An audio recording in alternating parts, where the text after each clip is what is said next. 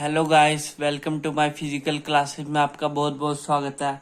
आज हम आपको गति मतलब स्पीड के बारे में अध्ययन कराएंगे। गति एक व्यक्ति की योग्यता है जिसके द्वारा वह की जाने वाली गतिविधियों को तेजी से करता है। गति प्रत्येक खेल का अभिन्न अंग है, खासतौर पर छोटी दौड़ों का। गति किसी दौड़ या काम को काम कम समय में पूरा करने की क्षमता है। मतलब जो स्पीड है ना, किसी भी काम होगा, किसी भी एक्टिविटी होगी, उसको जल्दी से करने की क्षमता, मतलब थोड़े समय में काम ज्यादा करना, उसे बोलते हैं गति, स्पीड। परिभाषा बैरो और मैकजी के अनुसार गति किसी व्यक्ति की एक के बाद एक गतिविधियों को एक ही ढंग से और तेज ढंग से करने की क्षमता होती है। अपने गति के प्रकार, टाइप ऑफ स्पीड। पहला, प्रतिक्रिया क्षमता। यह किसी सिंगल पर जितनी जल्दी हो सके काम करने की क्षमता की समय अवधि होती है।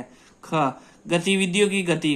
यह इस बात पर निर्भर करती है कि मांसपेशियों में कितनी जल्दी और तेजी से किसी काम को किया है। ग, त्वरण क्षमता।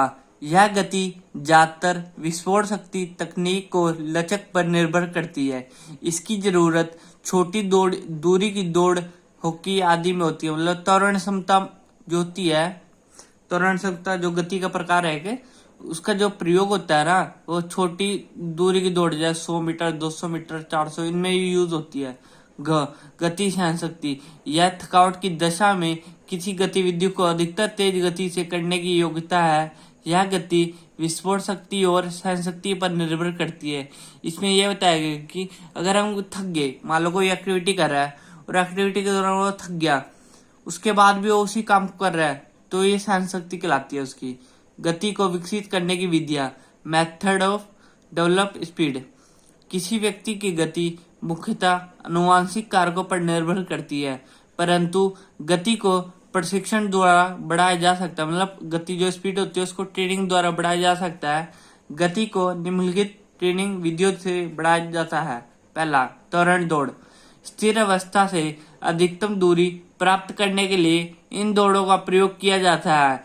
इन दौड़ों में खिलाड़ियों को जल्दी से जल्दी गति प्राप्त करनी होती है। इस प्रकार की दौड़ को कई बार दोहराया जाता है। मतलब ये कौन सी दौड़ होगी? त्वरण दौड़ में क्या बताया गया, जैसे 100 मीटर के 4-4-5 रेपिटेशन मारना है, इससे क्या होगा, तुम्हारी स्पीड बढ़ती है। त्वरण दौड़ों के नियम निम्नलिखित चरण है, जैसे दूरी 50-60 मीटर, 50-60 मीटर तक भागना है। स्पीड कितनी रखनी है? 90% से 100%। दौड़ों की संख्या कितनी होती है? धावक की क्षमता कितना? 6 से 12 बार जो है ना रेपिटेशन मारना है उसके। रिकवरी टाइम कितना होना चाहिए? 30 सेकंड से 2 मिनट तक। मतलब ये बताएगा कि जब हम 50-60 मीटर तक भागते हैं बार बार, उसके 6-7 बार रेपिटेशन मारते हैं, तो हमको रेस्ट बीच में 30 सेकंड से 2 मिनट का रेस्ट लेना चाहिए। अब इसकी सावधानियां। फर्स्ट, मांसपेशियों को ऐंठन से बचने के लिए शरीर को ठीक ढंग से गर्म लेना चाहिए। मतलब पहले वार्म अप अच्छी तरह कर लेना चाहिए। जब तक मसल्स गर्म नहीं होती तब तक प्रैक्टिस स्टार्ट नहीं करनी चाहिए। सेकंड, सुबह सुबह अधिकतम गति के प्रशिक्षण से बचना चाहिए। मतलब मॉर्निंग के समय जो है ना, स्पीड और ट्रेनिंग नहीं करनी चाहिए कभी भी। थर्ड, दर्द या खिंचाव की स्थिति में मसल्स के प्रशिक्षण को बंद कर लेना चाहिए। फोर्थ, त्वरण दौड़ों के दौरान थकावट ना होने दे। थकावट से बचने के लिए खिलाड़ी को शुरुआती स्थिति में धीरे धीरे चल कर जाना चाहिए। लाभ, बेनिफिट्स क्या क्या हो सकते हैं इसके? फर्स्ट, त्वरण को अधिकतम गति तक बढ़ाने की क्षमता बढ़ जाती है।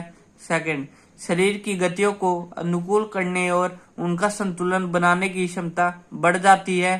थर्ड, खिलाड़ी का शुरुआत करने वाले बंदूक से प्रतिक्रिया समय कम हो जाता है।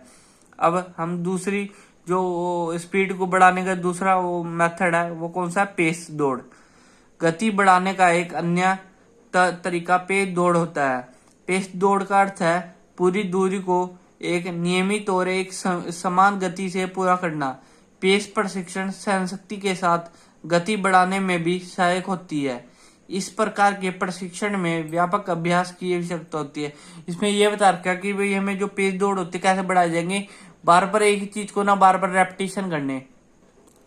पेस प्रशिक्षण के लिए निम्नलिखित बातें ध्यान रखनी चाहिए। मतलब जो पेस, अगर पेस रेस की ट्रेनिंग कर रहा है उसको जो है ना क्या क्या बातें ध्यान रखनी चाहिए। फर्स्ट, यदि जॉगिंग मशीन उपलब्ध हो तो इसका प्रयोग करना चाहिए। जॉगिंग मशीन मतलब जो अपना जिम में जो मशीन होती है टाइमर वाली, उसका यूज करना चाहिए। सेकंड, दौड़ों को अधिकतम गति से कम या अधिकतम गति के आसपास लंबे समय के आसपास करना चाहिए। अब इसके लाभ, एडवांटेजेस क्या क्या हो सकते हैं इसके।